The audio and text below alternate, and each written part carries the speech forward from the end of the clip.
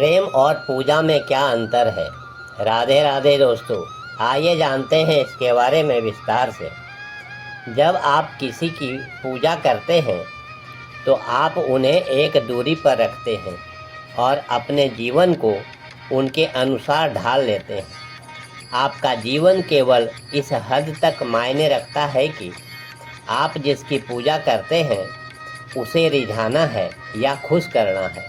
अब आइए जानते हैं कि पूजा का सही अर्थ क्या होता है। ईश्वर या किसी देवी देवता के प्रति श्रद्धा, सम्मान, विनय और समर्पण का भाव प्रकट करने वाला कार्य ही पूजा है। अक्सर आराधना को प्रेम की भाषा के रूप में वर्णित करते हैं।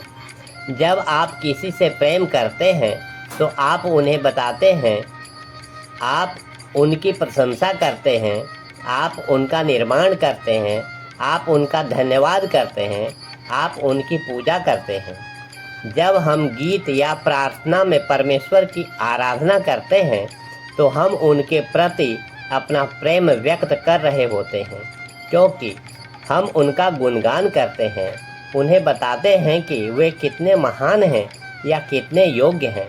उपासना का अर्थ है ईश्वर से प्रेम करना।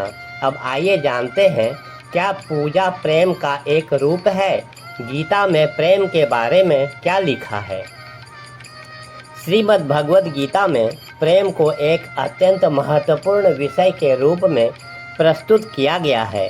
गीता में प्रेम को निस्वार्थ और आध्यात्मिक रूप में परिभाषित किया गया है, जहाँ त्याग, सेवा और समर्पण का भाव प्रमुख होता है। अब आइए जानते हैं गीता में प्रेम की मुख्य बातें क्या हैं। निस्वार्थ प्रेम। गीता के अनुसार सच्चा प्रेम वह है जो बिना किसी स्वार्थ या इच्छा के किया जाता है। त्याग। प्रेम में त्याग की भावना आवश्यक है।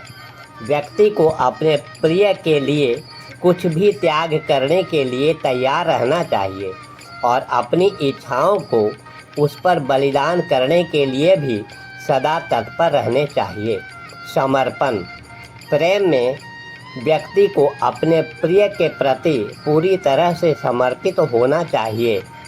इसका अर्थ है कि व्यक्ति को अपने प्रिय की खुशी के लिए हर संभव प्रयास करना चाहिए। भक्ति। गीता में प्रेम को भक्ति के रूप में भी वर्णित किया गया है।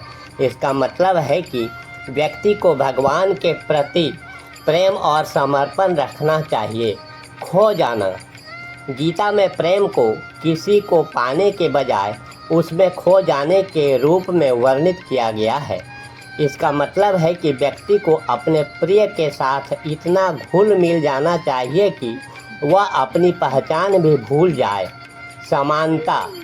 सच्चा प्रेम किसी भी प्रकार की असमानता को नहीं देखता, जैसे कि धन, पद या सामाजिक स्थिति। श्री कृष्ण और सुदामा के प्रेम को इसका एक सच्चा उदाहरण माना जा सकता है।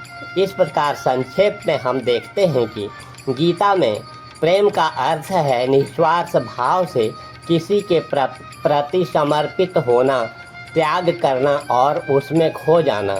यह प्रेम न केवल सांसारिक रिश्तों में बल्कि भगवान के प्रति भक्ति में भी लागू होता है। इति शुभम। वीडियो देखने के लिए आपका बहुत बहुत धन्यवाद। ईश्वर की कृपा सदा आप पर बनी रहे। मिलते हैं फिर नेक्स्ट वीडियो में। धन्यवाद।